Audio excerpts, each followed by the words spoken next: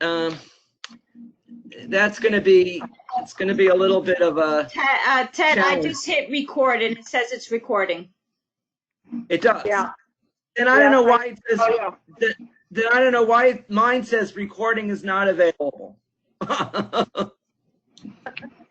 I see If you hit the little sprocket, you should be able to get it from there.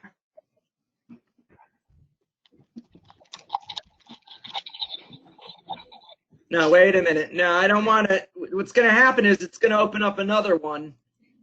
Okay, I'm not going to fool around with it because Yeah. we'll lose it all. I see on my screen where it says this session is being recorded. So. Yeah, looks like it's being Okay. recorded. Yeah, it says it on my screen as well. Okay. Okay, so I'm recording it. You can go ahead now. Excellent. It just seems to me that every time there's something new, it comes up on my computer. It's a beautiful new format and all that, but it's not going to be helpful to me because. Yeah, just when you figured out the last version, it comes Right. out with a Exactly. There's a new version. Now, Steve, we need you to be I need to share the presenter with you, right? Yes, please. Yeah, well, I was going to say easier said than done. So let's see if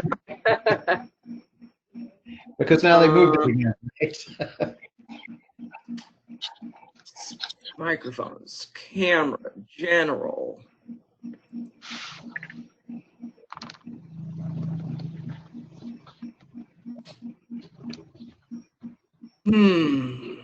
All right, let's see. 33 people. 33 people. The meeting's unlocked.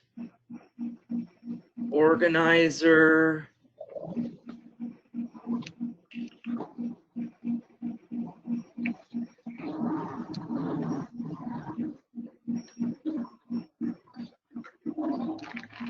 Can you all see me? I'm like off in the corner somewhere. Do you see Okay, me? now I hear you. I can hear you. I can't see you. I can yet. hear you, but I can't see you. I have like a little box off on the corner all by myself. I don't know why. That's because it's you. Are you looking at you? Am I looking at what? Are you seeing yourself? I see myself. All right. So, but now what I'm trying to do is I'm trying to make Steve the presenter. Make presenter. Oh, there I am. Hi, everybody. There you are. There I am. Oh, you got it. You can change your settings so that you can see everyone or whoever's talking, however you want to do that.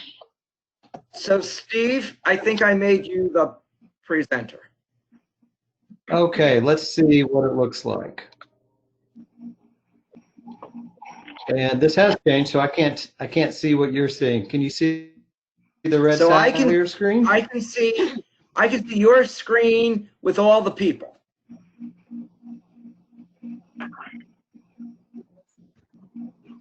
You can see that screen. Okay, well, let's go to this one then. So let's see. Can you see that? The red Sadlier screen? No. Okay, I need to change back Order in the next 5 minutes and receive our protection review in Trio. to the let's try. So now I see it, Steve. Yeah. I see Diocese of Brooklyn, Sadlier religion. If you're not thrilled with results, send it back for a full refund to the purchase price. Okay, perfect. Call 1-800-704-3878 or go to race.com/best offer.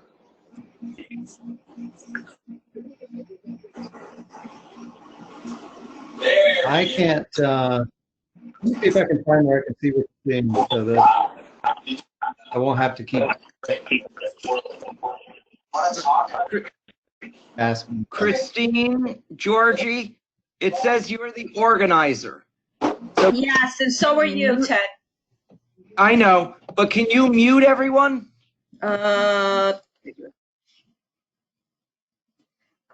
Yes, I can. You're muted, Ted.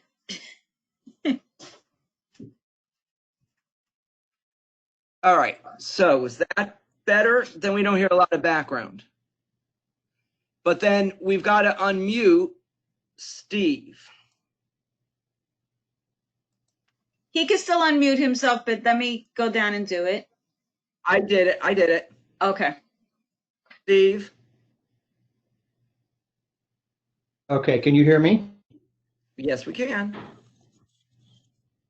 Oh, okay, perfect.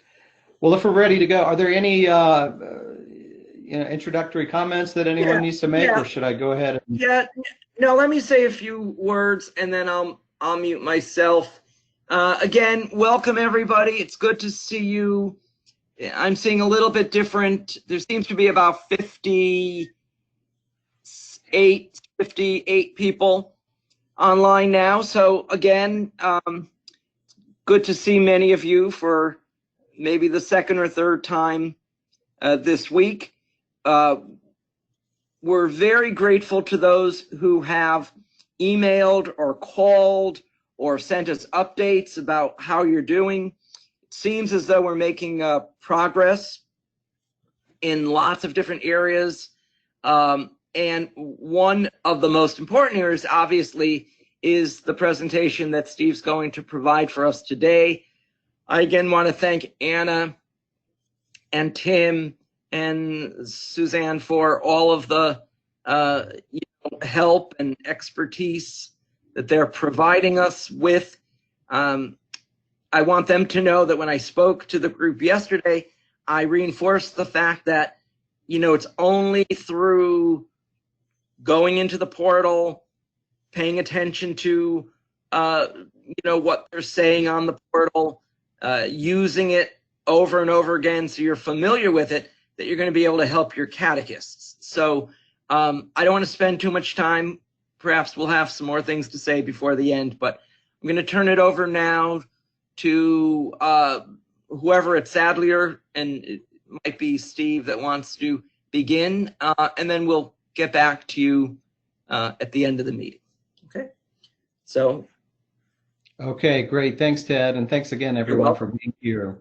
Anna, did you have anything that you Yeah, needed I was to... speaking, but I forgot I was muted. Anyway, I wanted to thank everyone for their patience with us and for their support. And everything's going to work out. We're all going to get through this together. And I'm so happy that I was able to bring Steve to you today, because he is our senior director in charge of the digital. So he's the one to ask those questions to. And Steve is amazing. He's very patient. So please, take advantage of Steve's presence with us today, and I'm sure you're going to learn a lot. Also, as we said before, these sessions are being recorded, so you could watch them all over and over should you need to. As far as turning the portal on, I think I've decided to turn everybody who ordered on for July 1st. And even if you didn't order yet and you're going to order, we're going to do that for July 1st. This way you have it for a year, so you might as well, have it to get familiar with before you really start. And I want to thank Tim and Susan for being with us. And thank you very much. So let's turn it over to Steve. Thank you, Steve. I'm going to mute myself now. Okay, sounds good. Thank you, Anna. And so let's get started. We are here to talk about Christ in us, as you well know. And so you've already undergone a training this week with overviewing the program and the portal. And so that gave you some basic navigation familiarity so that you can get in and start clicking around. And I agree with Ted.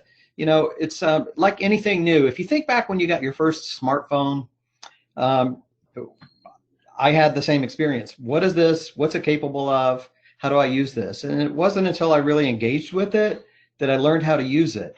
And now I've got my smartphone set up with the apps that I prefer, that do the functions that I want them to do. And that's exactly what you're going to be able to do in the Christ in Us portal. You've got to just get in there and click around. I don't think you can really break anything.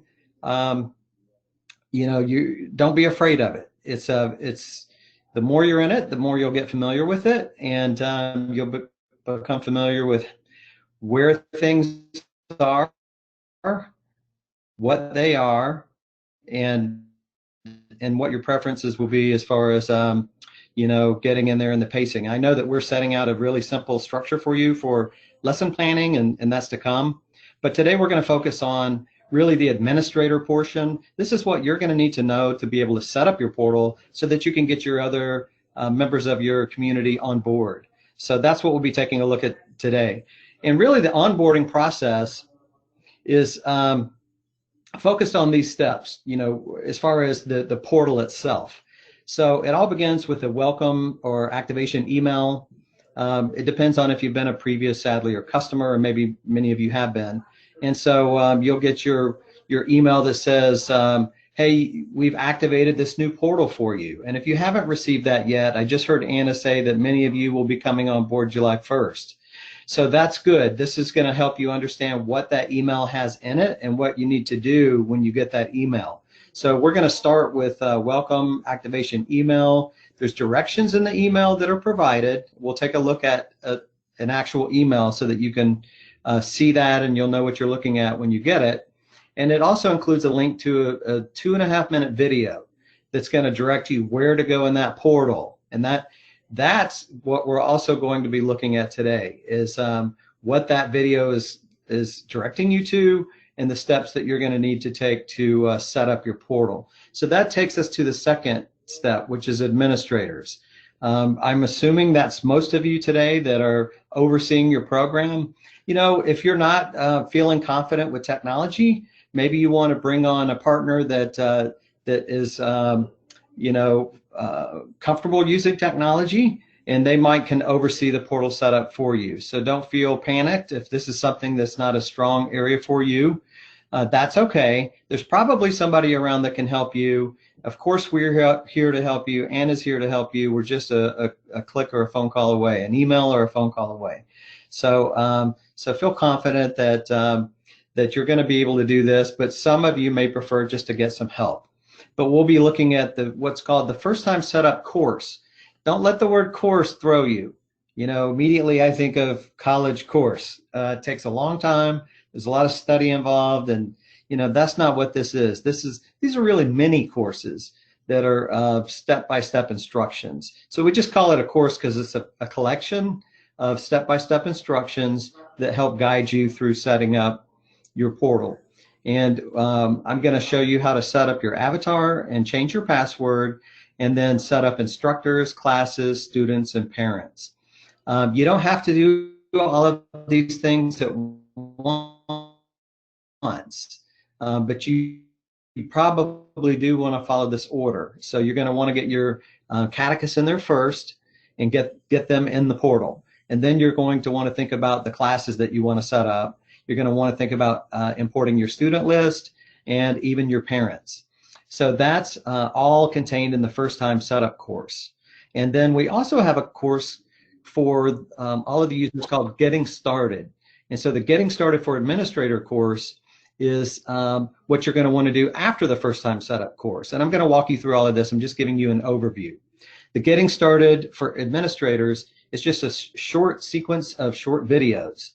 Less than 4 minutes each, and they teach you how to use the portal features. So one aspect is, how do I set up my portal, and then how do I use the lesson planner, how do I use the calendar, all of those sorts of things. So that's what the Getting Started courses are, and we have Getting Started for administrators, instructors, parents, and even students will have videos in their portal that teach them how to use the various portal features.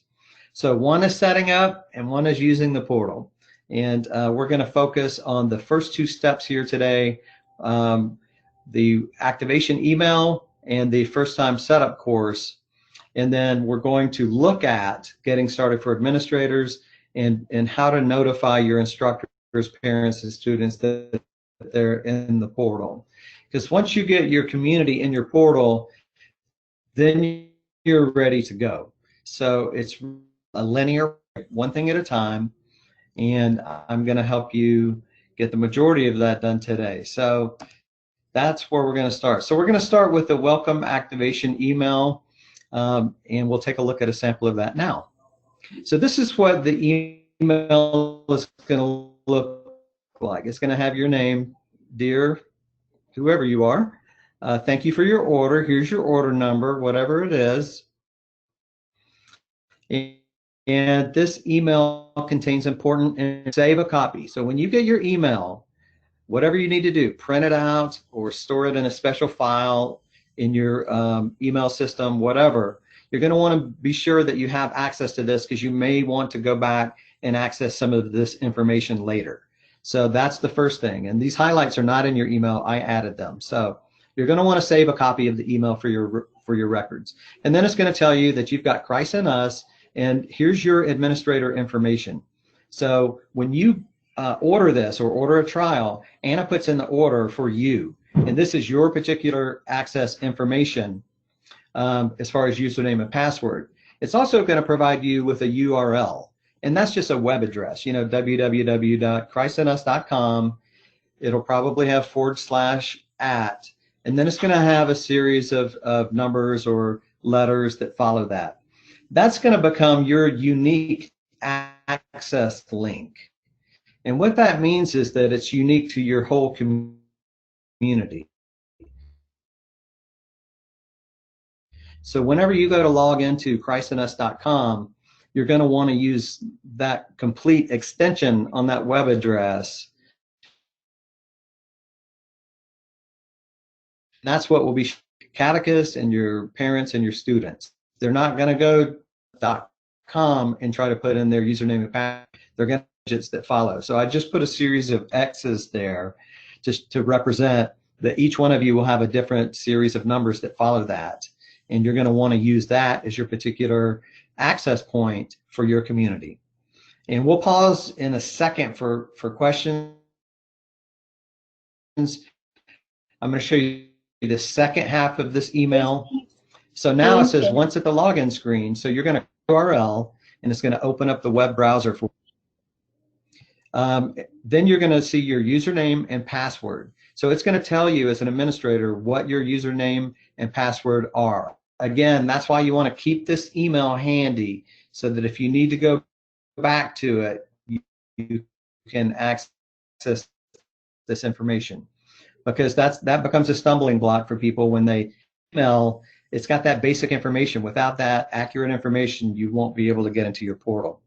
And then it gives you some tips for getting started. To view lesson resources, menu feature your account, or set up and manage classes and users, watch this short video. So there's a link to this video, and you're going to want to take 2.5 minutes to watch that video, because what that's going to do is show you, once you get into the portal, where to go to access the setup instructions. And we're going to walk through that today. So I'm going to show you step by step how to get there. But in the email, you don't want to overlook your URL, your username or password, or watching this short video. And it really literally is less than 3 minutes. So it's very helpful to take the time to do that. And then it's telling you that you can change your password once you log in by selecting My Account from the menu icon, which are the 3 lines. And I'll show you where that to change your password. So this is just giving you an idea that you can change your password. If you want to do that immediately, that's fine, because what you're going to something that you won't be able to remember. So you may want to just change it to something that's easy to remember, so that you can more easily log into your portal. And then it goes on to give you support information. If you have questions, call the phone number between these hours. So that's the welcome email. So it's going to be a combination of the URL, the username, this video. That's the main things that I want you to take away from that email. All right. And so that is that's the first step, really, is the activation email. At this point, you're going to be moving into the first time setup course. And that's what that video is directing you to. And we're going to walk through that today. So I just kind of want to show you how to get to that point. So I don't have a way to know if you already have access, if you're going to try to follow along today, or if you just want to watch this and then go back and do this at another time. So I'm going to walk you through the steps that I wrote out, and then I'm going to show you in the portal all you need to do to get to that administrator first time setup course. So the first thing you'll do is log in using that information that you received in the email. And then when you get logged in, you may have to accept the terms and conditions if you've never logged in before. So you just scroll down and say accept. It's all the legal jargon that you have to accept whenever you use software. So you can click on any of these circles, and it will take you to this tile, which is on the page, getting started. So that's going to be important to click getting started. Once you click getting started, then you're going to see a screen that has this tile on it. It's Christ in Us Companion. And that's our online training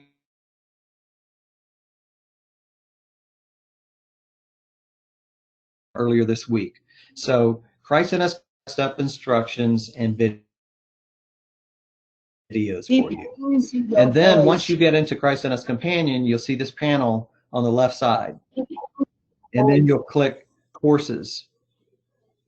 And so the arrow is telling you it's going to be on the feed, which are announcements. But you're going to click courses to get to the courses. And then once you do, you'll see a screen with a few tiles like this. And so you're going to want to click on Administrator First Time Setup. So you can just click right on that graphic, and that's going to open up the step-by-step instructions for setting up your portal. Okay, so we're going to move to the portal now. So you're going to want to go to your portal and then go to the Administrator First Time Setup course, which is the path that I just showed you. So we're going to just move right over to the website and do that. So I can't tell if you can see my screen. So I'm going to shift over here to the portal and log in. So if you cannot see my Christ in Us website, if someone can tell me that, please. Otherwise, I'll keep talking. I don't think we see it right now. We see the page that says go to portal, go to administrator, first time setup course. Okay. I appreciate that. So let me get back over to, I can't see my view, and so I'm going to try to share that screen with you. Okay. And Steve, some people are saying that your sound keeps going in and out. It seems to be fine here, but some people are experiencing a little bit of difficulty. So it could be. I'll take a look at that as well. Okay. So let's see if you can see the website now. Yes, we do. Are you able to see the?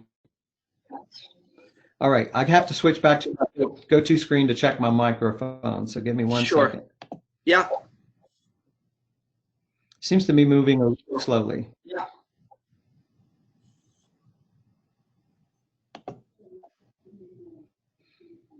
And I may need to turn my camera off because it seems like I'm getting.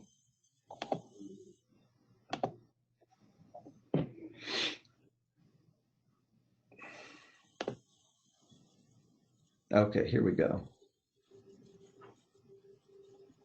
I can try a different microphone. Okay. And we'll see if that's any better. Is that better or worse, or sounds the same? No, sounds good to me. Okay. All right. Thanks for your patience, everyone, and I appreciate Oh, not that good. feedback.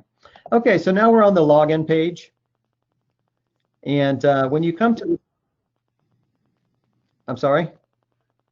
No, it seems to be going in and out, and we only see it very small. Not good or good?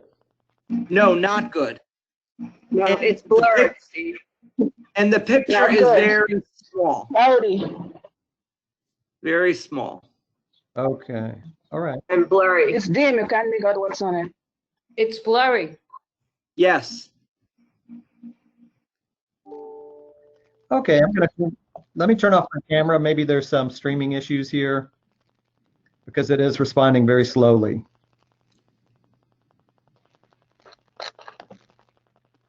Is that any better by any chance? No. On my screen, it's very, very small, like less than half of an inch. And on my screen, it's totally blurred. Yeah, my screen Okay. totally blurred. Now nothing. Well, we have our technology challenges, I guess. It was fine in the beginning. Not sure No. what we changed. Yeah. No, it wasn't here. Okay. Maybe your Wi-Fi connection. Yeah, maybe. I don't know what to say. So, I don't know why it would appear, like 1 inch. Yeah. Is It's it very still little. looking Mine is bigger than 1 inch, but blurry. blurry? Yeah, me too. Okay. It looks good here, so I don't think maybe it's going to be helpful to continue if it's blurry or tiny. I'm not sure. Maybe if everyone tried turning off their webcams, it might free up some bandwidth on our connection. Just don't disconnect people. We've had this before. Just turn off the camera. You might want to go into your settings and check if you have, by some crazy reason, changed your resolution of your transmission, because I think that might be the problem. When you go to the settings and how It you. was fine when you started, so before you changed your headset, it was fine. Okay. Let me just take a look.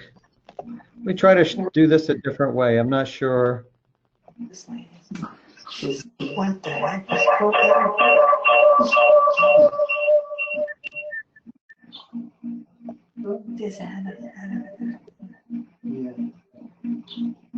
see if that's any better. Great.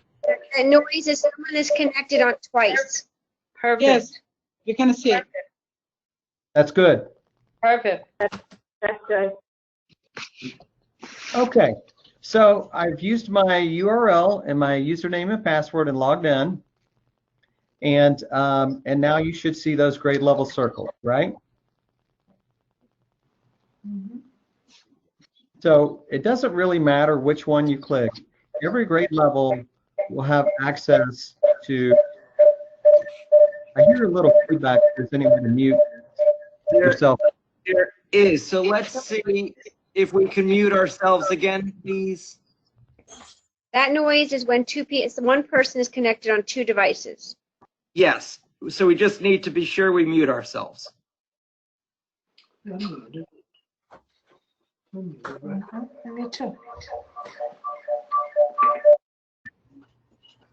I think that did it. All right, so it doesn't matter what grade level that you can click as far as getting started.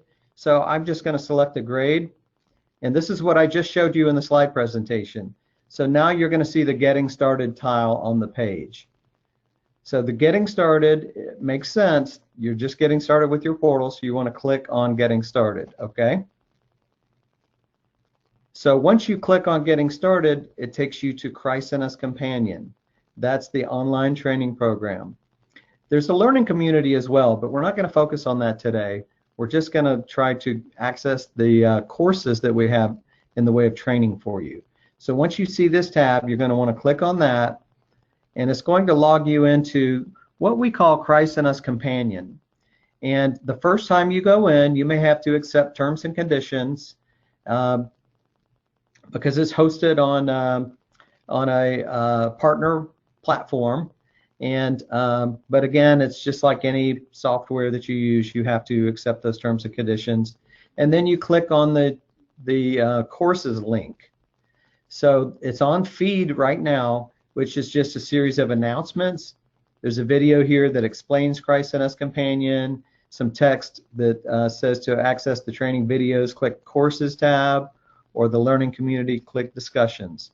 but you can explore that on your own. For our purposes today, we're going to click Courses.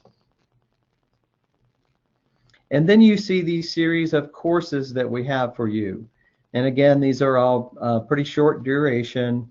They're step-by-step instructions and videos to train you how to use the portal. So the one that we're going to focus on today is the administrator first-time setup. So this is what the process that I showed images of from the slides. Now we're actually in the portal, and we're going to click this to open this up. All right. So this has a series of steps, and they call these courses in chapters, but it has a series of steps of information for you to get your portal set up. And again, this doesn't take too long overall, and it can be done in parts. You can do it one step at a time and take a break and come back. It really doesn't matter. The first one is what you've already done, accessing basic Christ in Us resources. There's a video there if you need a review. So there's already a video in there for how to access, what's behind those circles and what's in the menu features. And then this video is for, the menu features. So this is, again, is a short video that'll familiarize yourself with the menu features. I think you've already done that this week. And then we come to My Account Setup. So this is where we're really going to start today. And this is setting up your own administrator account. So this goes through step-by-step instructions. There is a short 3-minute video if you want to watch the process, and then you can view the video or just follow the instructions below. But I'm going to walk you through that process today. So this is saying log into your administrator account, accept the terms and conditions, based on the email that you received. Once you log in, you're going to go to the menu icon. So 3 lines is universally on the internet. It means that it's basically a menu, universal menu icon. So I'm going to switch over because this opens up in a different tab. I'm going to switch over to our portal and find the menu tab. So can everyone see the menu tab? I hope you can. And this is the menu tab. You just click that. And so then it's telling you to go to My Account. So this is your own administrator account. Anyone who logs in will have My Account, and it's just for their own personal account, whether they're an administrator or an instructor or a parent or a student or even a pastor. So I'm going to click on this. Now, before I click on this, I want to show you one thing. I've got myself represented as Father Dominic. I set up my avatar, and I was doing some training guides, and so I wanted to show the pastor portal. So I set that up that way, and I'm going to show you how to change that to whatever you want. So, and this is a level of customization that we offer, that you can represent yourself to your community by setting up your avatar. So there are 2 things that we're going to do here in My Account. One really is edit the avatar, and the other one is this is where you can change your password. So you would be able to look at by clicking the eye. I saw something flash. Let me know if something's not visible to you. You can look at the password that you currently have. You can type in a new password and click Save, and that's how you update your password. It's a very simple process for updating your password.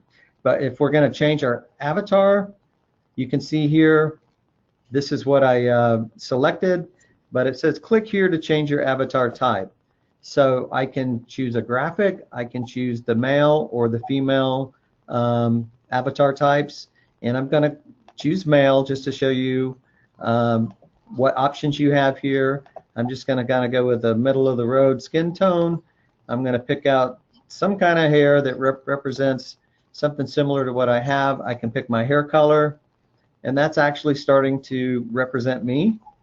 And then we can go to facial hair.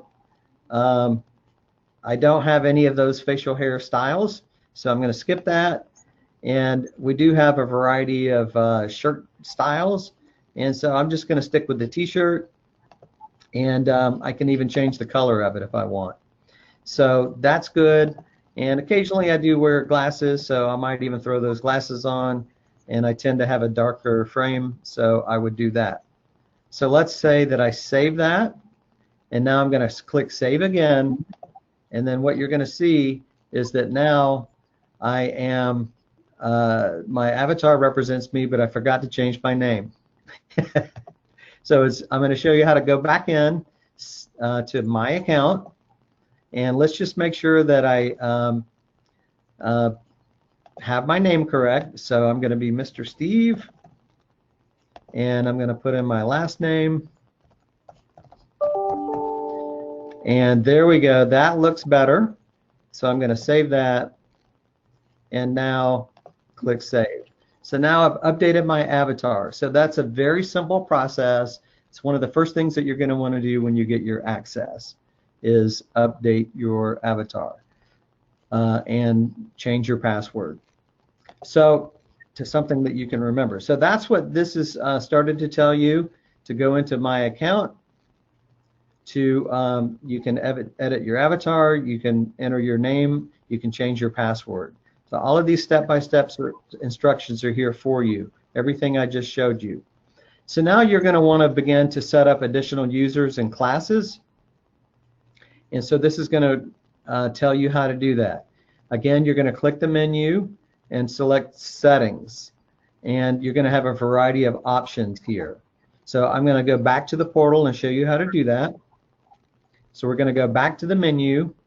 And now you're going to go right below my account. You're going to click, just hover over Settings, and you'll have these options as an administrator.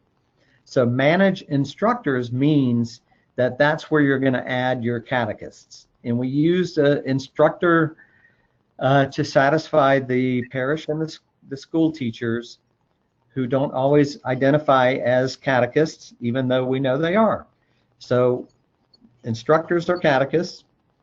Students are our children. Classes is where you're going to set up your classes. Parents is where you can add parents. And manage administrators, maybe you want someone who's going to help you set up your portal, so you need to give them their own access to the portal. So you would give them, you would add them through the manage administrators setting here. You can manage licenses, but the way that our portal is set up is that you should not really ever have to go to this setting, because the licenses for the books and such automatically upload. And then settings is the portal settings themselves. And so you're going to have step-by-step instructions how to do each one of those things. And let me go back to this tab, and it's going to tell you that. So from the settings menu, you'll begin to set up your instructors, students, classes, and parents, and any additional administrators. You'll also have the option to manage your portal settings. And so now it's telling you step-by-step instructions for those setting up those additional users are in the following chapters. So that's it for my account setup. So before I go much further, I'm going to stop and just ask if you guys have any questions about what I've shown so far as accessing the portal or getting into the Christ in Us companion courses, or what we showed in the menu as far as my account and settings. So I'm going to pause and give you the opportunity to do that. Yes, I have a question. Hi, Steve. My name is Rosemary. How are you today? Well, Rosemary, thank you. Great, great. If we give someone, when you said manage administrators, and so we give somebody access, are they going to have, will they have their own password to get into their own portal at that time? Or do they still have to go through ours? No, they'll have their own password at that point in time. Okay. Very good. So, but the question is really also has the implication that all of the user types are based on permissions. So students only really have permission to see student resources or something that's assigned to them. Parents have permission to see the parent information and their own children's, they're linked to their children's account. So they'll have permission to also access their children's account. Instructors have permission to plan a class, use the lesson planner for their class, and assign assignments to the children in their class, and also communicate with parents. And then administrators have access to everyone in the portal. And so it's really important that whoever you assign administrator role to is someone that should have that level of permission. Does that make sense? 100%. Okay. Thank you so much. Thanks, Rosemary. Any other questions about what we've walked through so far? Steve, Marilyn Crum from the MAC. May we set up our instructors even though we don't have them in classes yet, like over the summer?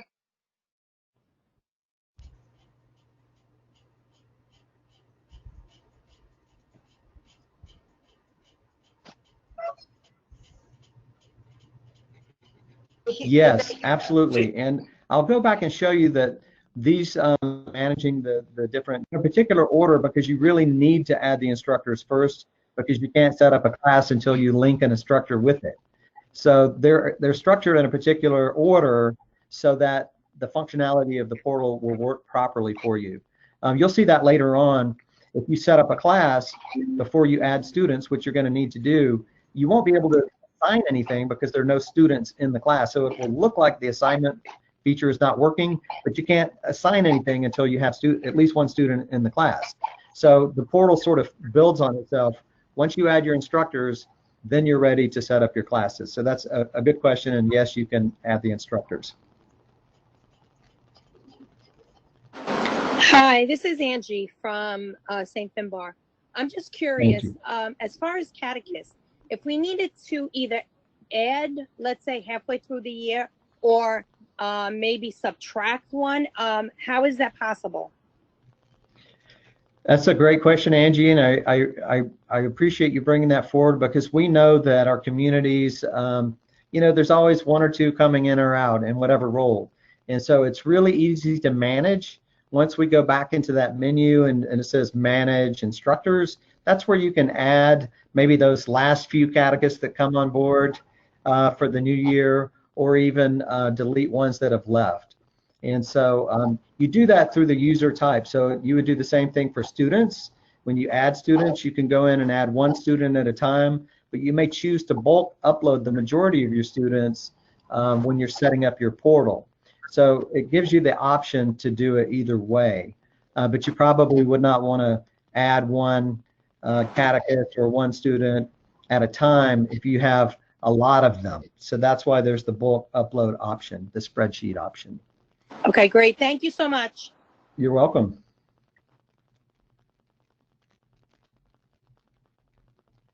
Okay, so any other questions about what we've looked at so far? And the questions are great, because if you're wondering the same thing, then someone else probably has that question. So feel free to ask that. Now is the time. And I saw something about corrections. I just saw so I'm not sure if someone's monitoring that chat box, but if someone could do that and bring those questions forward, that would be great. They only wanted to know how easy it is to make, they said corrections, but probably adjustments would be better. That's what you were saying before about managing the catechists and students and so on. Okay. So, yeah, or edits, make minor changes.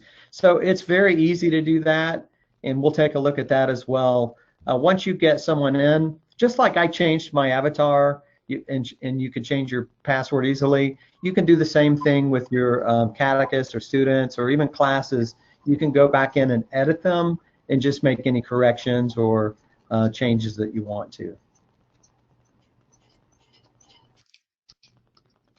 Labash from St. Gregory's. You were talking about when you're managing your students and putting them in, were you talking about a spreadsheet, a list of names to import all as one? Is that something I would have had to set up previously? Not previously, but it will be something that you'll need to do when you're going to add them to the Christ in Us portal. So I'm going to walk you through that process so that you can see that. The question came up at the very beginning of our call today, and basically you're going to have to collect that information from somewhere.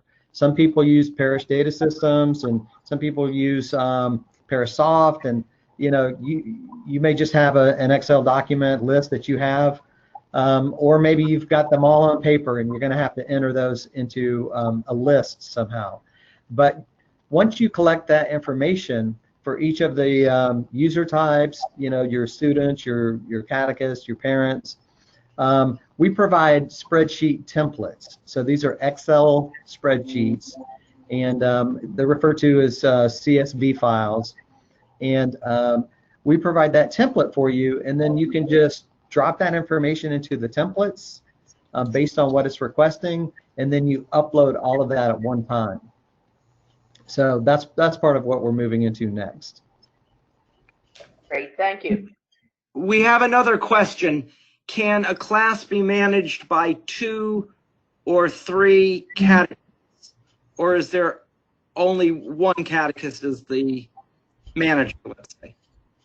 Yeah, that's a great question. We've gotten that a lot. Right now, the way the portal is set up is that you assign 1 catechist per class. And so we're recognizing that that might be something that we need to address in the future to enhance the experience. So right now, there would be the primary catechist that's assigned to the class. And then if they create a lesson plan, they can save that and share that with a co-catechist. You can save it as a PDF file and share that with a co-catechist. Or if they really want to get in and plan together, they could do that sort of like we're doing now on a meeting, or they can share the password and username if they're handing off. There's so many configurations. They might take turns teaching lessons. So, but right now it's set up where there's only 1 that's assigned per class. There's one more question. How about 1 catechist with more than 1 class? Yeah, another good question. So that's not an issue as long as the class is not at the same time, because the portal recognizes that you can't bilocate as much as we might wish that we could. So you're welcome, Lisa. So so as long as those classes are different start times, it could be still on the same day. That's no problem. You can set those classes up.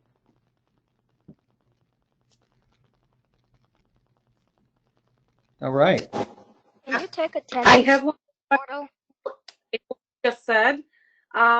You said that they cannot be at the same time, but if we are going with the setup that most of our meetings is happening through the portal, so basically not necessarily the catechists are talking to the kids, and it's just through assignment of work through the portal, why would that matter? No, let me clarify that before Steve goes. Remember, the ideal is that once a week or once a month, depending on your schedule, the catechist will address the group, the family, all right, the class, provide the introduction, so prayer, what they're going to do during the week, and so on and so forth. And then they'll be able to work on their particular assignments during the course of the week.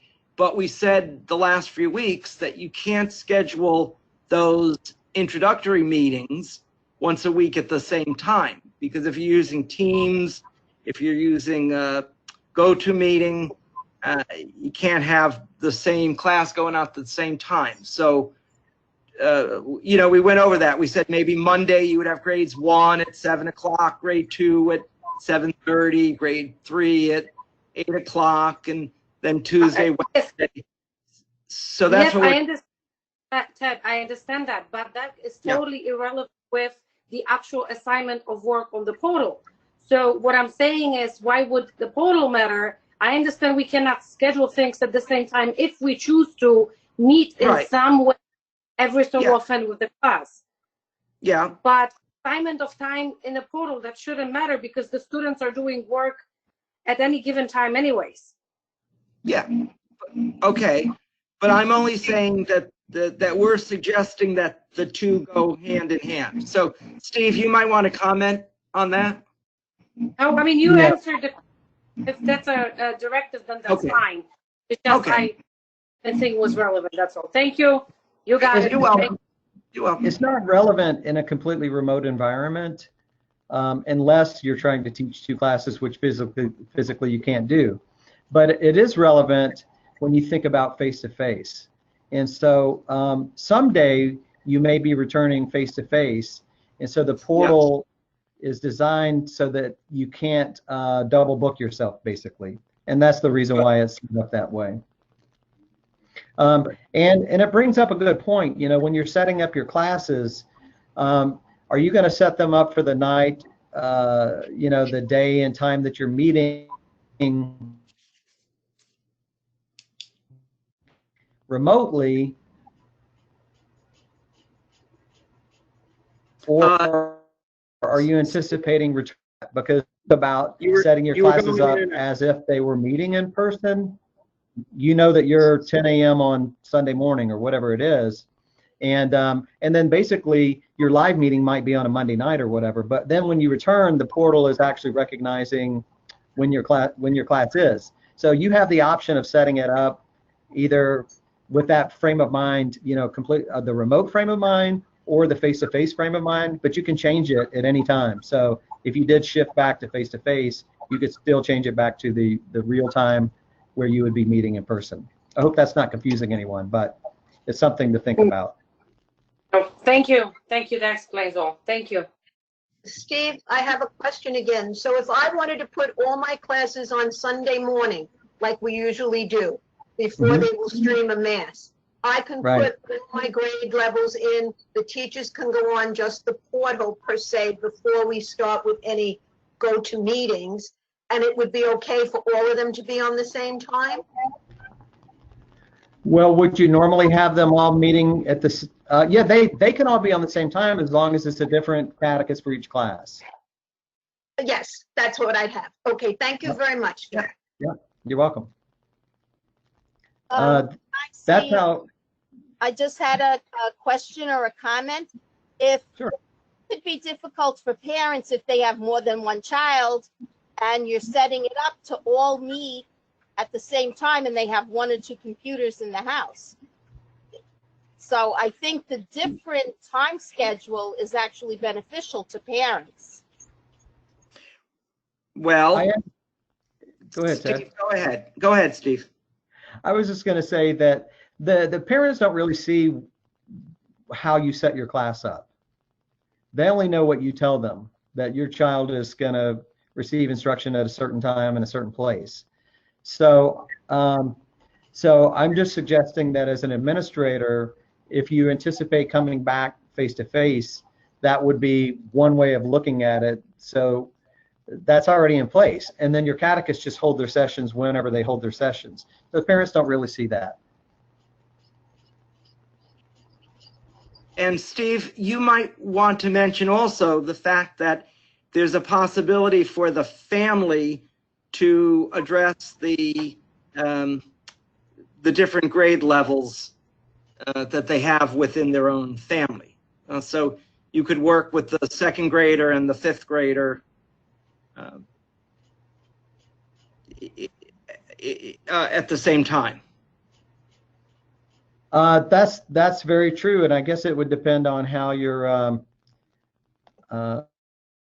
depends on how your classes are structured. So if you're going to have catechists that are leading the sessions for the different grade levels, then they're leading the sessions. If the parents are doing the catechesis at home with their children, they can certainly group them together and approach all three or two or multiple children in one lesson.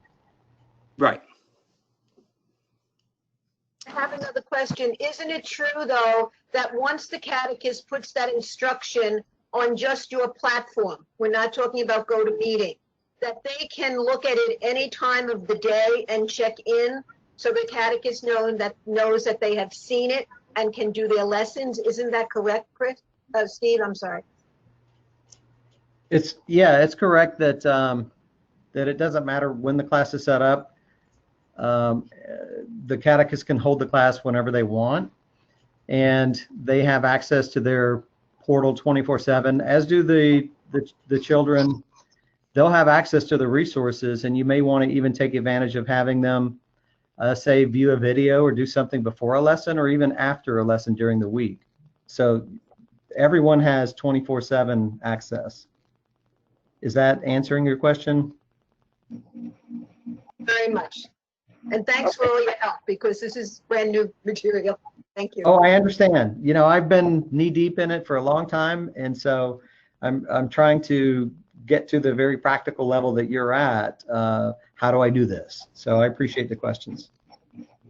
Steve, the kids have their own, someone put in a question. The kids do have their own individual access anyway, so they can log on anytime, right? That's correct. Okay. Steve, I just have one more question. Sure, Angie. Okay. I'm just a little confused. We have multiple, like first grade, we have 2 classes. Second grade, we have 2 classes. Third grade, we have 2 classes. Now, let's say second grade catechists want to teach their class at 10 o'clock on Sunday. They could both do it, even though they're separate, right?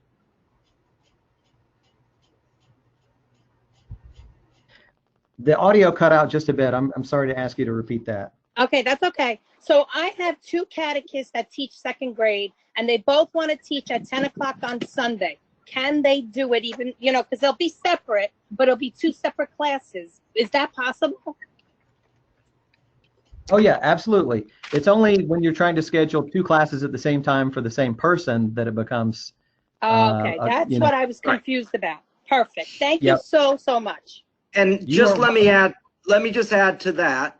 So that means that you would have to have 2 different licenses for Teams or GoToMeeting if those classes are going to be at the same time. So remember that, going forward, that if classes at the same time, they each get a different license to talk to the group. Right. Okay. Okay? Yep. Thank you. You're welcome. Any other general questions? If not, Steve, I would move along. Excuse me. Yeah? No. So what you're saying, as far as the Teams is concerned, Ted? Right. Every single class has to have their own specific time slot. Every class, not every grade. Every class has to have their own specific time slot. Correct. If you have limited? Are we limited? If you have one license. If you have more than one license, you can have as many classes at the same time, but they have to have a different license, a different number. Right. So if I'm using Outlook Teams, and I have 18 classes to satisfy, that means I need 18 different time slots. Correct. Yep. Thank you. Now, it's easy to do because you can have them very close to each other. In other words, you could schedule them on the half hour on Monday, Tuesday, Wednesday, or Saturday, Sunday, because they're only going to need 15 to 20 minutes each. So let's not I see these things already about getting confused. All right. So let's not get confused about that. We've been saying it for weeks now. Okay, you need to separate the classes so that there are a little bit, let's say 20 to 30 minutes apart, if you don't want to pay for a separate license for every group. All right, we have to be clear about that, because if we're not, then we're going to have confusion. The other issue is then going back. So let's say you have classes on Monday night. You have them at 6:30, 7, 7:30, 8, 8:30. When you go back, you want all those classes to come together at 7 o'clock or whenever you would normally have them. The gathered sessions are not what we're talking about here. We're just talking about the online portal. So the Teams part of it, I don't want to get too far off because it'll give Steve less time, but that, just go back, read the materials I sent you, ask your advisor any questions about that, but the use of Teams or GoToMeeting just has to be spaced out so that you don't have to get a separate license for everybody. All right. Steve, you want to go on? Sure. Okay, so are you still able to see my screen? Yes. Okay, so the next step would be managing instructors. And I think that once you see the process for adding people, it's the same basic instructions. So we're going to look at managing instructors, and then we're going to look at managing classes, because those are two separate processes. And I think that will get you to a point where you're ready to get in and set up your portal. Managing students is very much the same as managing instructors, as is managing parents and administrators and pastors. So while it looks like a lot of steps, once you add instructors, then you're going to be pretty familiar with how to add the other people. So we're going to start with managing instructors. So if you click on that tab, that's going to give you the step-by-step instructions for managing instructors. So it's telling you you need to set up accounts for your instructors, and you have the option of doing that either one by one or as a list, like a spreadsheet of instructors. And the difference is that to add an individual instructor, you're going to go to the add instructor. And if you're going to add a whole list of them, you're going to import a list. That's basically the difference between the two. Now, this provides step-by-step instructions, and it's really important that you know where these are, because there's a few steps, and the first time you're going to do it, you're going to want to refer to these instructions. So that's why they're here. But I'm going to show you what this looks like just to give you an idea. So let's go back into the portal. This is telling you to go to the menu, to settings, and then manage instructors. So let's do that. We're going to go into the menu, settings, and manage instructors. So the step-by-step instructions are set up exactly the same way that the portal is structured here. So you can just follow this in order. Now, when you click on that screen, you're going to see Manage Instructors. You know you're in the right place. And then you're going to see any instructors that are already in your portal. Once you get your portal, you're not going to have any, so nothing will be showing. And then you can easily add an instructor. So I recommend that you add one. You may want to add yourself as an instructor just to see what that experience is like. Or you can start with your list of catechists, either way. But you're going to click on Add Instructor, and there's just a little information that you need to add. So if you want to include a title, you're going to put their first name. So I'm going to put Steve, and then you're going to add a last name. You can see what's required with the asterisks, and so I'm just going to put instructor. And the role is instructor, right? Now you can have catechist or instructor. It doesn't really matter what you put as the role. And you could create an avatar for them or leave it blank, because they're going to want to go back in probably and do their own avatar. And then you're going to give them a username and password. So when you add anyone into the portal, you have to create a username and password for them. So I might just say that I'm the instructor, so I'm going to be sbotsford_I. It's just a code that I use. When I log in, I can see the different letters at the end, and I know what I'm logging into. So you could say instructor, if you wanted to be that clear with it. But I'm just going to say I for now, and then I could create any password that I want. You see, I have all of these logins that it's remembering. And so I would put an instructor name in there, a name, a username, and a password. So you could use the same password for all of your users once you get them started, and then encourage them to change their password. So that might make it easier for you when you're setting up, but they have to have a unique username. So that's important information. all users will have to have a unique username and password, but the password can end up being the same while you're setting it up. So you could say, if you're at St. Francis, you know, you could say St. Francis, and then you can click on that and see what that password is that you set. And then you can either save that and it's done, or you can say, if you're going to do a number of them, you can save and add another instructor. I'm not going to add myself as another instructor. I'm already in there enough times, but that's the process for adding an individual instructor.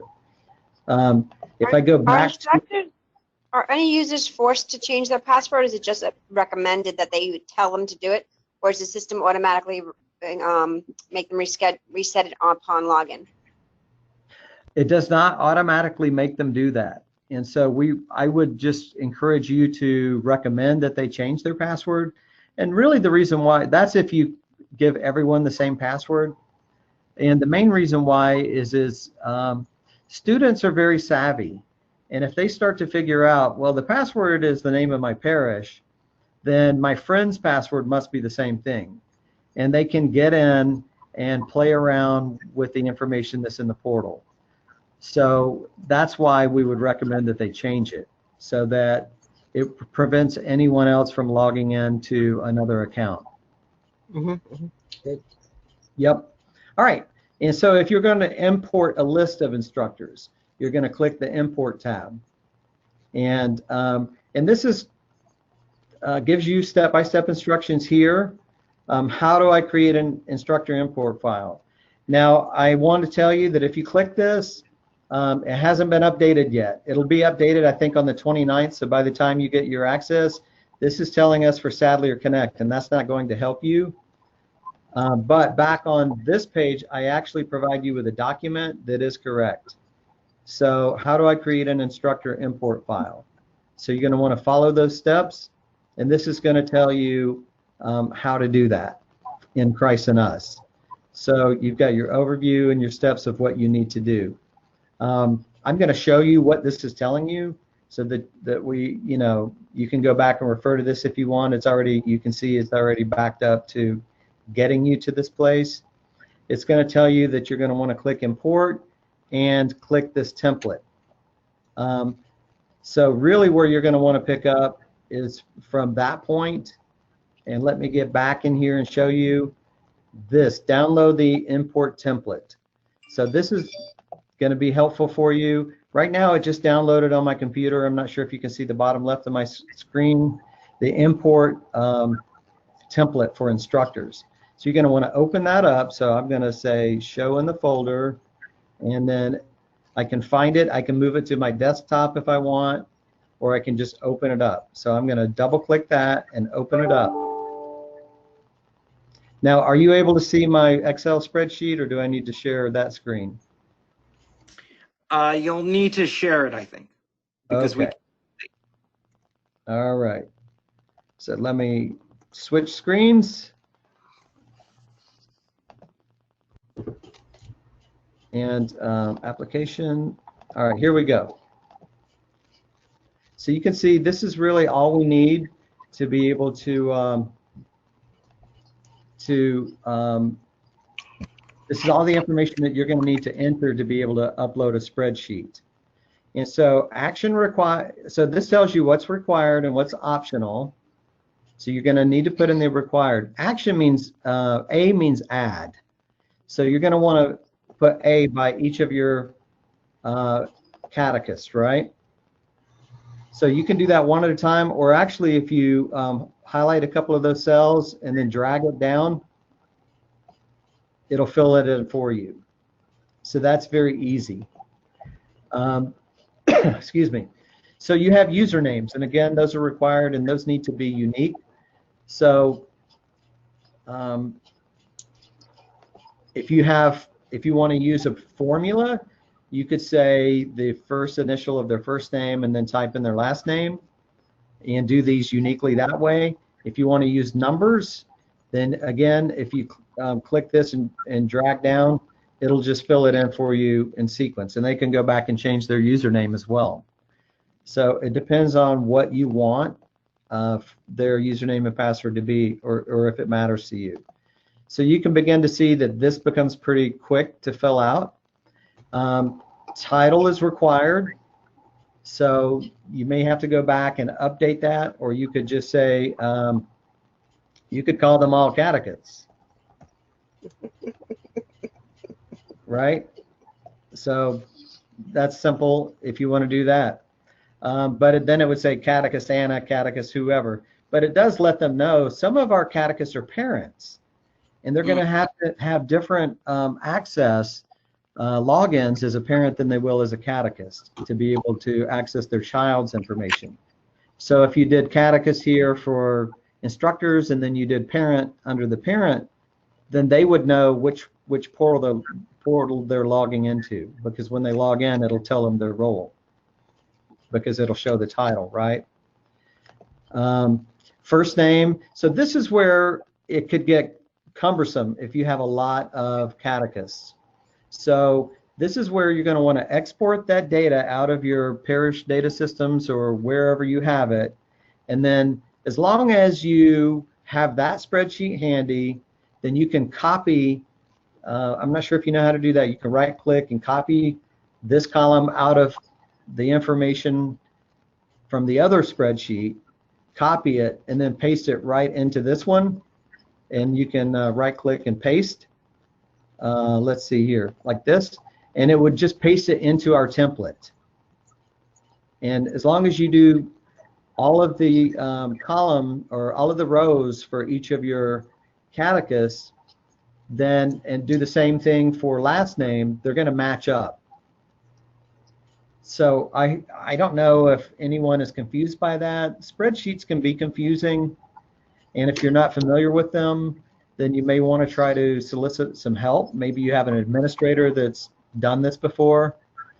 I'd say that's the trickiest thing here. It's just copying from another spreadsheet and pasting in this one, and that's really all you have to do. Same thing with last name. You probably want to give them their real names, first name and last name. And so if you copy that out of one spreadsheet and put it into this one, and then same thing with their email addresses. The only reason that you really need the email addresses is for verification purposes. Like if they forget their password at some point, there's a link where they can click on that login page that says I forgot my password, and then it's going to give them the option to change their password through email. It's automated so that you don't have to do that for them. Although you can log in and change the password for them, you may not want to do that. So it does require an email address for the adults, not the children. And then role can be either catechist or instructor. And then status, active or inactive. Well, obviously, if you're importing them, they would probably be active, although maybe you haven't had a commitment yet from every one of your catechists. But you could still put them in as active and then edit their account as necessary if you find out they're not going to return next year. And beyond that, that's all the information that we require. So then at that point, you would want to save this document. And so you could save it as something on your desktop. So maybe you select this PC, and then you select desktop, and then rename the document. So you would definitely want to be sure to rename this. So this might be your 2020, 2021 instructor list. So you want to rename it, otherwise it won't upload as an import template with that name. You're going to want to name it something unique. And then you save that, because then you're going to come back and access. So I'm going to save this one just to show you that that you can access it, because that's going to be the next step. So let's move back. I have to switch back to my other screen. So let me get back there. I apologize. So I'm going to try this one more time. I didn't like it the last time that I did it this way, but I'm going to see if you're able to see my portal. So are you back on the portal for the import instructors? Yes. Okay. So now once you've downloaded the instructor import template and added your information, you're ready to import it back into the portal. So that's what this is saying. So you're going to want to choose the file that you just created. So I'm going to click on choose file. I'm going to go to my desktop and I'm going to look for that document. It's an Excel spreadsheet 2021 instructor list. And I'm just going to click open. So now it shows that that's the file that I just listed, and you click continue. So these step-by-step instructions show you all of this. So right now, this is the import instructors. It says we have detected some errors in the file. Well, I didn't fill it out completely, as you saw. Please review the information. So it actually tells you which ones have problems, and you can scroll this over. So the catechist does not exist. Well, those are the test ones, the sample ones that we give you. And then the first name must not be blank. So it's telling you exactly what the problem is, and I left all of those first names blank. So at this point, you would want to back out and go back and correct your spreadsheet if there's something missing. So it's really helpful because you're going to know if there's an issue for a particular person, what the problem is. So that's why this is really helpful. This will tell you exactly what the problem is. And then you could go back and correct it, and then go back through the process of uploading that spreadsheet and importing it. Now, if it was everything was good, it's going to tell you everything looks good here, and then you would continue with import instructors. And obviously, I'm not going to do that right now because it's not correct. So that's the end of the process. Once you get there, you can go back to manage instructors, and you're going to see a list of all your instructors that you uploaded. And at that point, you'll see the status for them. If at some point in time there's a problem, it'll give you a message. I think we're all okay on our instructors. And then you can see you've got their last name, their first name, their username, their email address, the status, and then you have actions. So let's take a look at the actions. I call this a menu. It's 3 dots. So wherever there's 3 lines or 3 dots, there's something behind there. So now you can edit that account. And so I saw that message come up earlier when we were talking about it. How do I make changes?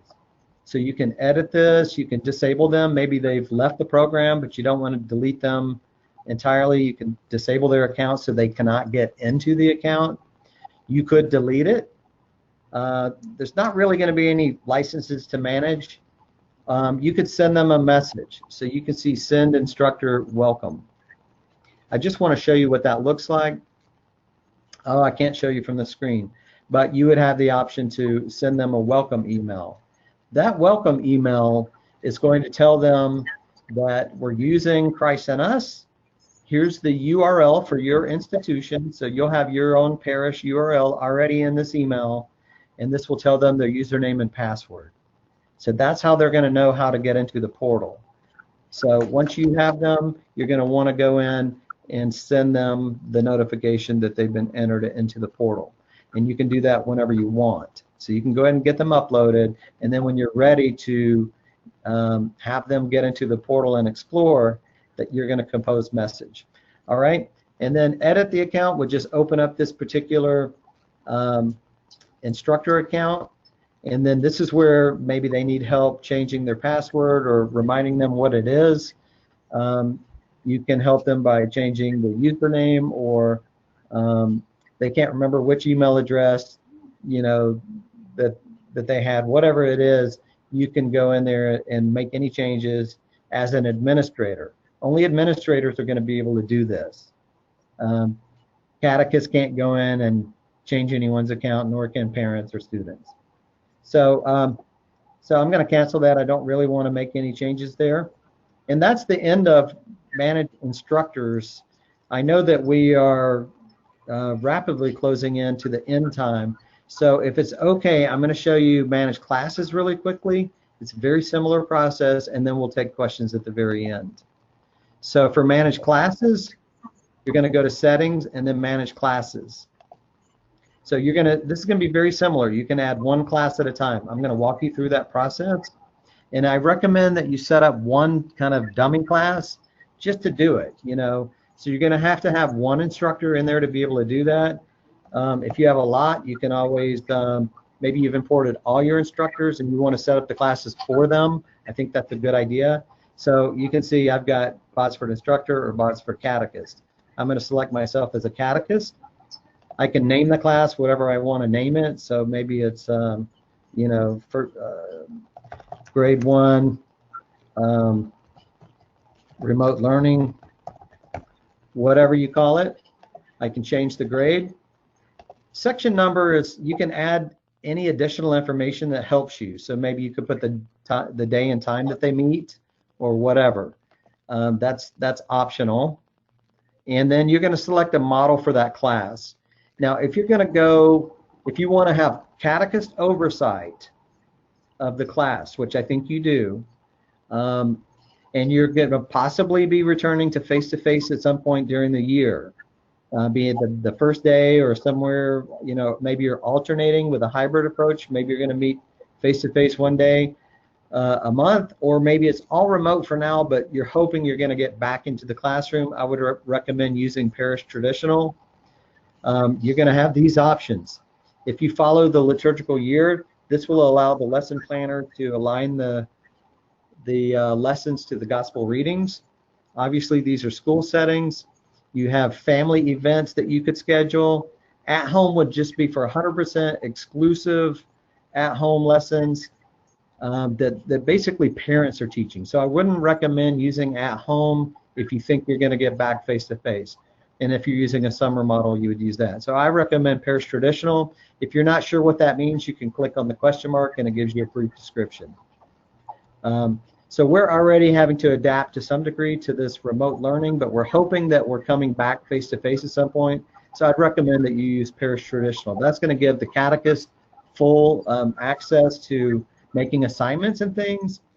And then you can set the number of days that they meet per week. Well, for all parish models, it's one day. You can select any day that you want and the time. You can set a duration and you can set an end date. And that's pretty much it for setting up a class. But if you have, hundreds of kids and you have dozens of classes, then you may want to do a bulk upload. But to experiment, I would recommend that you just set up one class and go in and make sure that you understand these settings here. And that's basically it for setting up a class. You would just click save. You could add students at this point, but I think that maybe if you get your classes set up first, you can roster your students, and then you just connect your students you can come back into each class and add your students. So for a starting place, I think that that's probably a good place to start.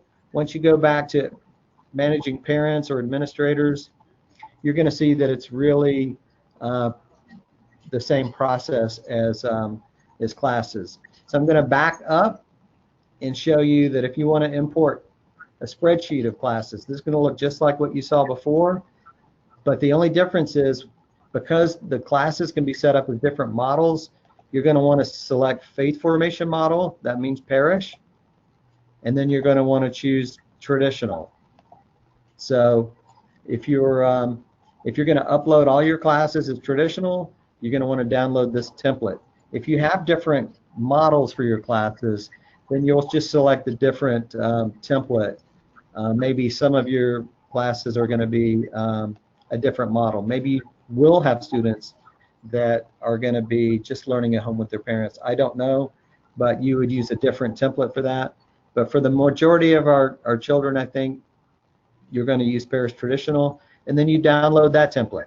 So I just downloaded this. I'm going to open that up and open that and show you what this spreadsheet looks like. So this is very similar to the last one that you looked at. You can see what's required. Again, A means add, so you're going to fill in those, right? You're going to pull in your instructor names, the instructor username, so that would be coming from your other spreadsheet. You can name the class. in which you'll want to name the class, and whatever grade level that instructor, that class is for. And then section number is optional. Traditional parish, that's the model for the template that we have. You can put their class dates here and start times. You can add the duration. And then the only tricky thing here is that you're not going to want to include the parentheses. That just is a formatting thing that to show the date in this way is telling you to put it in this particular way. So when you add a date, so the end date, let's just say that it's 5/21/21. So that's how you're going to want to do that. Do not include the parentheses. And then again, you're just taking information from your other spreadsheet, adding it in here, and then you're ready to go. You'll save that just like we did the last one. Save it, give it a new name, save it in a location that you can find it. So I just chose desktop. I'm going to give it a new name, right? So this is our 2020, 2021 class list. And then you can save that to your desktop. Then when we go back into the portal, just making sure you can still see my portal screen. You're going to go back. Oh, I'm still on the right screen. You go to choose the file. You're going to go to desktop. You're going to find those Excels, and then there's your class list. So you could say open that. You go to the next step. This is just like what you did before. It's just a different set of information. Same thing.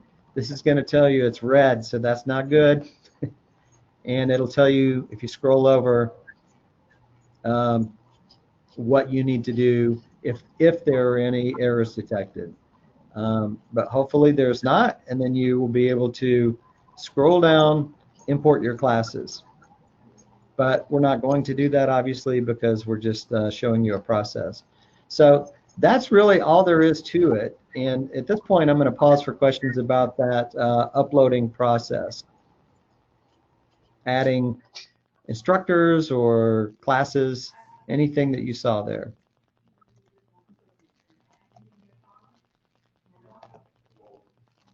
Hi, Steve. I have a stupid question. If an instructor teaches 2 classes, do we have to put their name in twice in the instructor list? No question is stupid. Go ahead.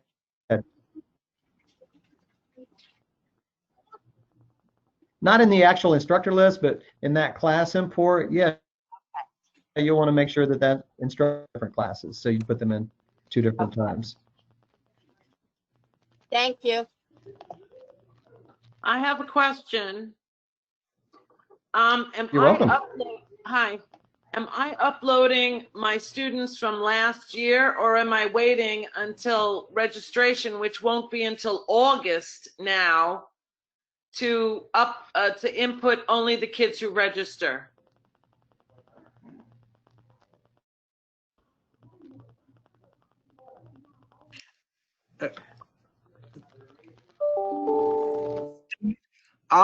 Let me answer that. Just registered. Okay, my audio was just cutting out. I'm trying to turn off my camera, so maybe that would save. Steve, the question was, should they add students from last year's list or just the new registered students? And my thought is just the students that are going to be in those classes, right? You don't.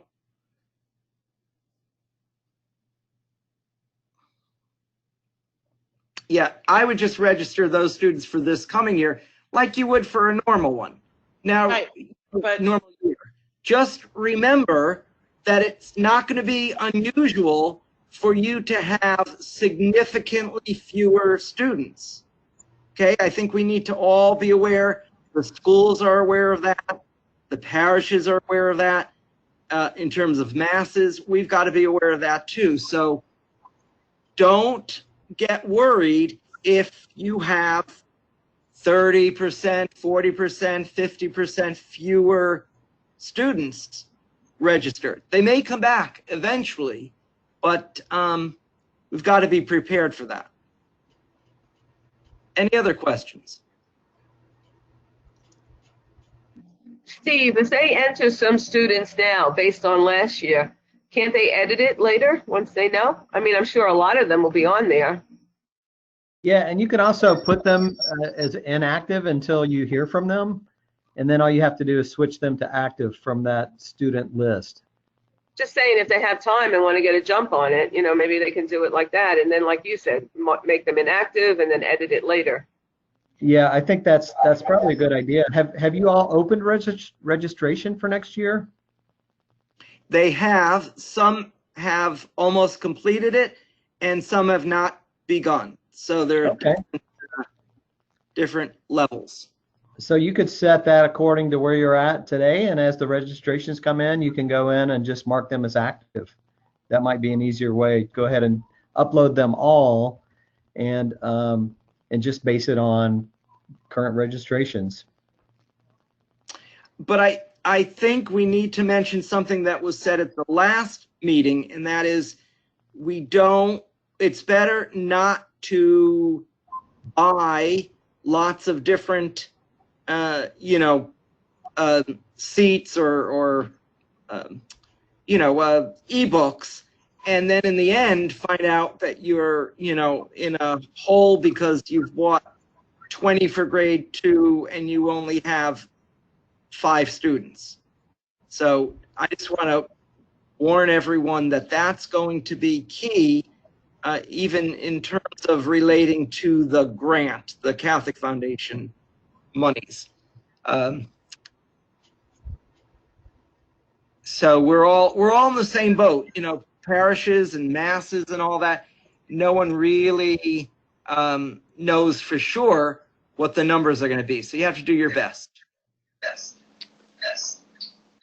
Are the ebooks,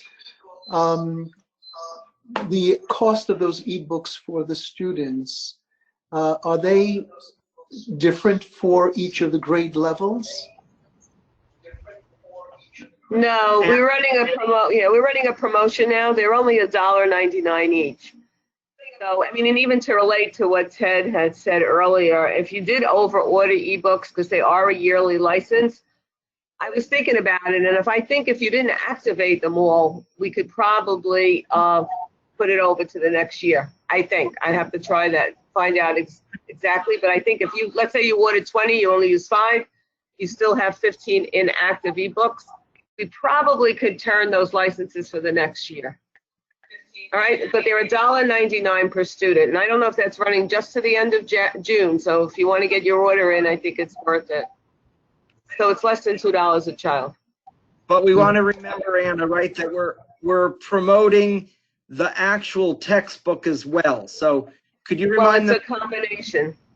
Would you remind them of the cost of that, the total? Yeah, it's a combination. The books are $19.99, and like I said, we're offering the ebook as a special for only $1.99. So it's $21.98 per child.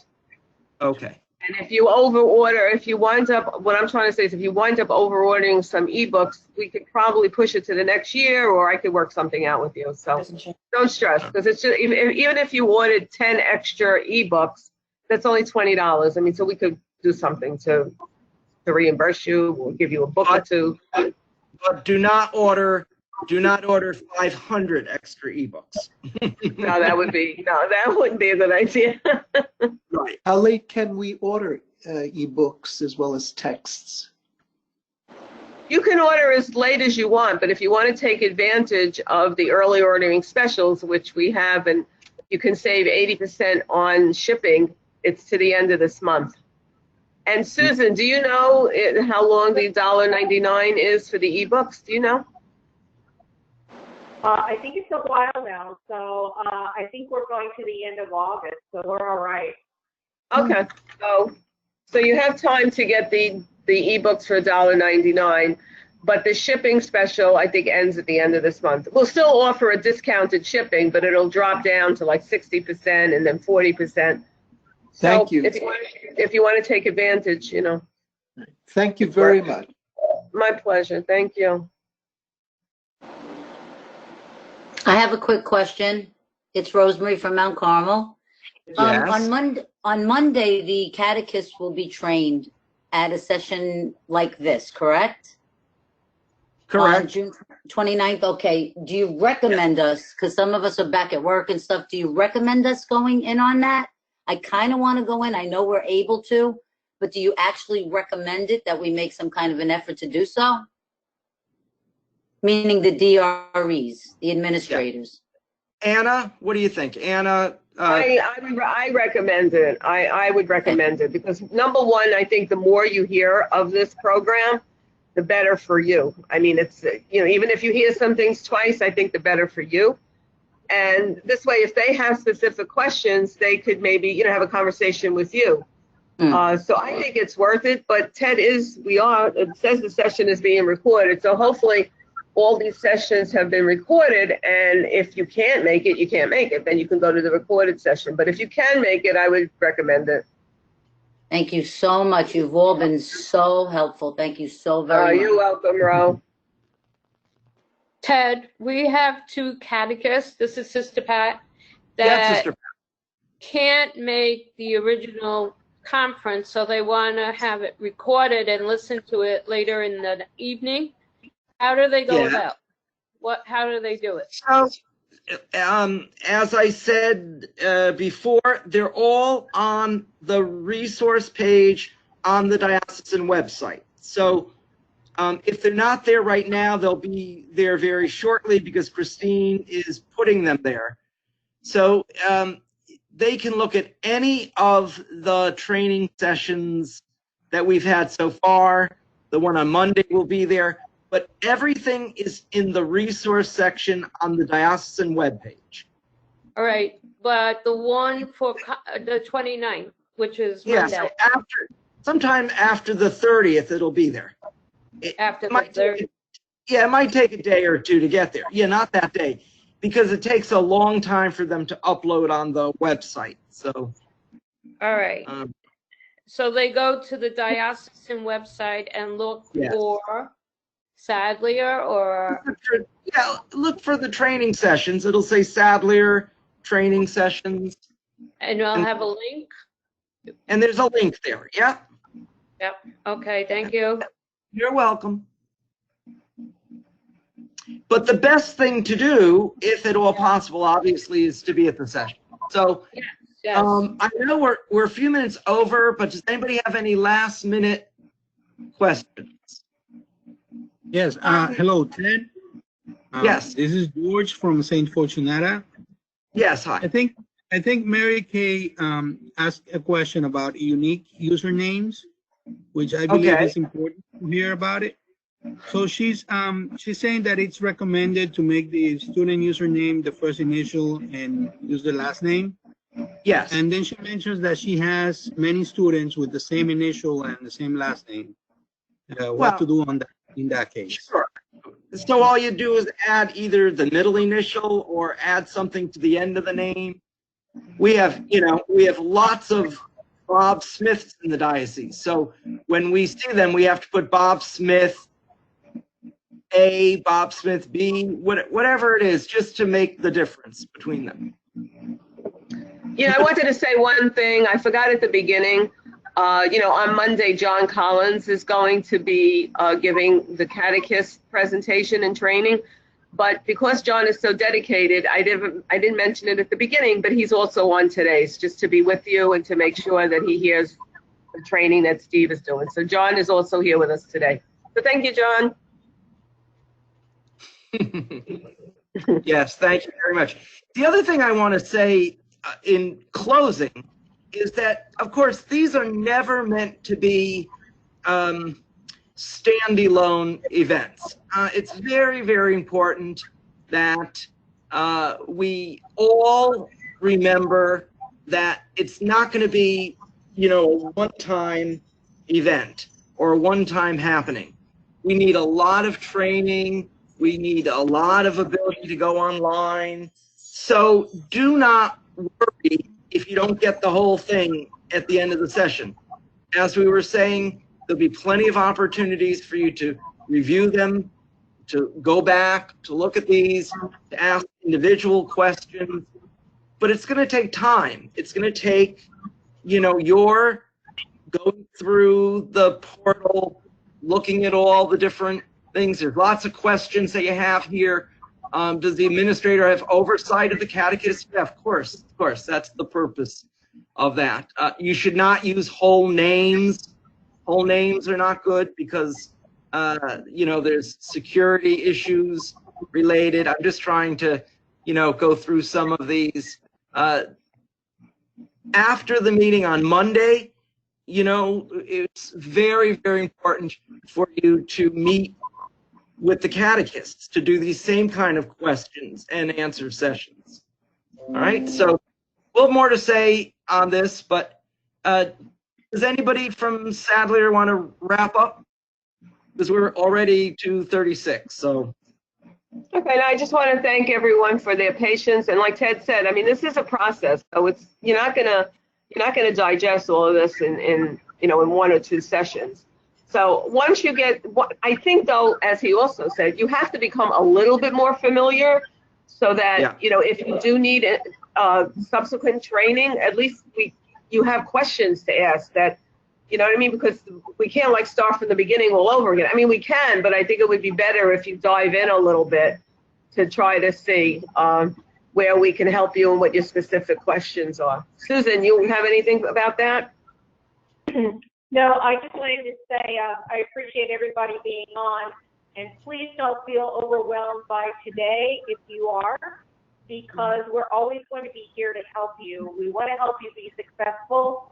And we know you may have other questions, so never hesitate to come to us. Thank you, Steve. Thanks for everybody being online today. It will be a remarkable, remarkable opportunity for all the people that you'll be serving. And if you haven't read it yet, there's lots of information online regarding the new catechetical directory. So, catechetical directory was released today. And Lisa brought up a good point. My final comment is the kids are way ahead of us. They're going to know much better how to do this than we do. So don't forget that. Okay? God bless you all. Why don't we close with a prayer in the name of the Father, Son, and Holy Spirit. Amen. Amen. Hail Mary, full of grace, the Lord is with thee. Blessed art thou among women, and blessed is the fruit of thy womb, Jesus.